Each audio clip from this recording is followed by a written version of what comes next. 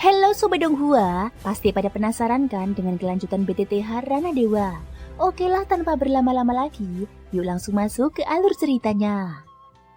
Di episode sebelumnya, demi mencegah konflik dan melindungi Ye Beijing, Xiaoyan memutuskan ikut bersama Huachan secara sukarela. Setelah mereka pergi, terungkap bahwa semua peristiwa ini terkait rencana lebih besar dunia Buddha terhadap ras iblis. Sementara itu di perjalanan, Xiaoyan dan Huachan saling menguji niat. Huachan curiga Xiaoyan menyerah, sedangkan Xiaoyan menyadari Huachan kemungkinan tidak benar-benar ingin membunuhnya, melainkan memiliki tujuan lain. Perempuan seperti itu, setelah kau benar-benar melihat hakikatnya, barulah kau akan tahu bahwa dia sama sekali tidak layak kau lindungi, ujar Huachan perlahan, dengan ekspresi seolah pernah disakiti sedemikian dalam oleh Ye Beijing. Urusan ini sejak awal memang tidak ada hubungannya dengan dia. Dia melindungiku lebih dahulu, maka sudah sepatutnya aku membalasnya, jawab Xiaoyan dengan tenang. Mendengar ini, Huachan mendengus dingin dan tidak melanjutkan percakapan, seakan menyimpan makna lain. Namun kejadian ini justru membuat Xiaoyan semakin bingung. Kekuatan Huachan sampai sekarang masih belum dapat dipastikan, tetapi jelas dia adalah ahli puncak. Sementara itu Ye Beijing sama sekali tidak takut padanya. Bahkan pada saat itu dia benar-benar tampak hendak bertarung dengannya. Dalam pandangan Xiaoyan, bagaimanapun juga kekuatan Huachan jauh di atas Ye Beijing, bahkan lebih dari sekedar satu tingkat. Lalu mengapa Ye Beijing tidak gentar? Dan Huachan sendiri juga tidak bertindak sembarangan. Dilihat dari sikapnya, kemungkinan dia masih teringat kasih lama pun tampaknya kecil. Mungkinkah Ye Beijing benar-benar menyembunyikan kekuatan yang cukup untuk melawannya? Setelah berpikir cermat, pikiran Xiaoyan tiba-tiba tercerahkan. Kekuatan Ye Beijing mungkin memang telah ia remehkan. Dari penampilan sebelumnya, identitasnya sudah sangat jelas. Dia adalah raja dari ras Yimi. Ras Yimi sendiri sangat misterius, memiliki kemampuan perebutan tubuh yang mengerikan. Dengan latar belakang yang luar biasa dalam, Huachan sendiri tak terukur kedalamannya. Dan Ye Beijing pun sama. Mungkin justru karena keduanya sama-sama menyembunyikan begitu dalam rahasia mereka, serta pernah saling mencintai, sehingga masing-masing mengetahui rahasia pihak lain. Hanya Xiaoyan yang belum mencapai tingkat mereka. Apa sebenarnya yang telah dilakukan Ye Beijing hingga membuat Huachan begitu patah hati, bahkan mengatakan kata-kata seperti itu kepada Xiaoyan? Sepanjang jalan, Xiaoyan tidak lagi berbicara dengan Huachan. Sebaliknya, Zhu Jiangye di sampingnya terus menatapnya sambil tersenyum.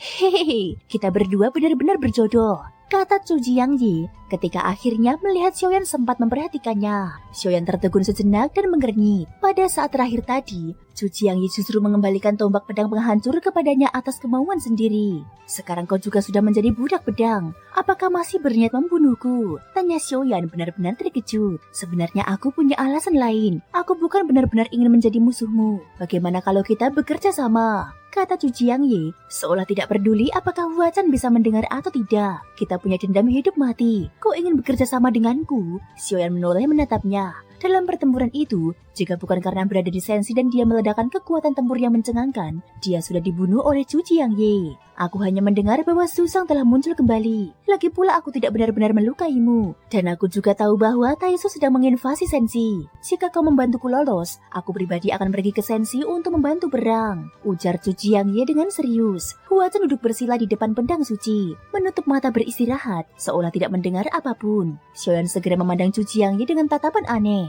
Dalam keadaan sekarang kau bahkan tak bisa menyelamatkan dirimu sendiri. Dengan apa aku bisa membantumu lolos? Lagi pula dengan kekuatanmu, Sensi tidak membutuhkanmu. Xiaoyan tidak bersikap sopan.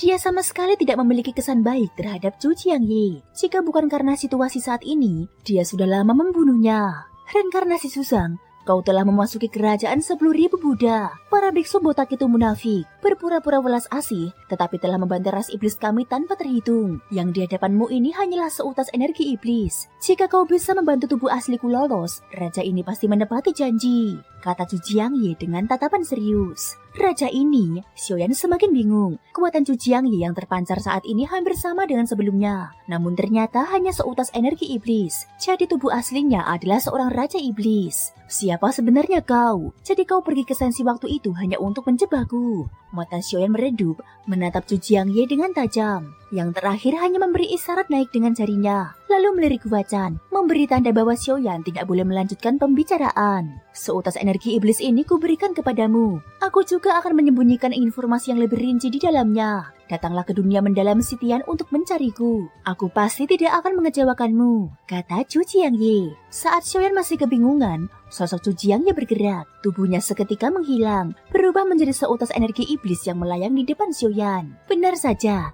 hanya seutas energi iblis, namun sudah begitu kuat. Lalu seberapa mengerikan tubuh aslinya. Tampaknya dia memang tersegel dan sangat bermusuhan dengan giok suci Buddha Dewa. Xiaoyan menatap energi iblis di depannya. Pikirannya bergerak sedikit, lalu energi itu masuk ke tengah dahinya. Seketika aura dahsyat membanjir masuk. Xiaoyan tiba-tiba membuka mata. Pupil matanya seluruhnya berubah putih salju. Sebagai tanda ketulusan, raja ini menghadiahkan 3 keberuntungan kepadamu. Semoga kau kembali ke puncak. Suara itu bergema di benak Xiaoyan. Perubahan mendadak ini membuatnya agak waspada. Tetapi setelah memastikan tidak ada bahaya, dia tidak menolaknya. Hadiah pertama, 1 teknik tempur tingkat tersenden, benih guru iblis. Setelah diaktifkan, energi iblis akan merasuki tubuhmu, menjadikanmu setengah iblis. Kekuatan tempur berlipat ganda dan memiliki pertempuran abadi. Hadiah kedua, jiwa Raja Iblis, termasuk dunia mendalam Sitian dan hampir semua ras iblis di dunia-dunia luar. Mereka akan dapat kau kendalikan. Hadiah ketiga, batin Dewa Iblis. Semoga kau segera menembus tingkat hati Kaisar kelima.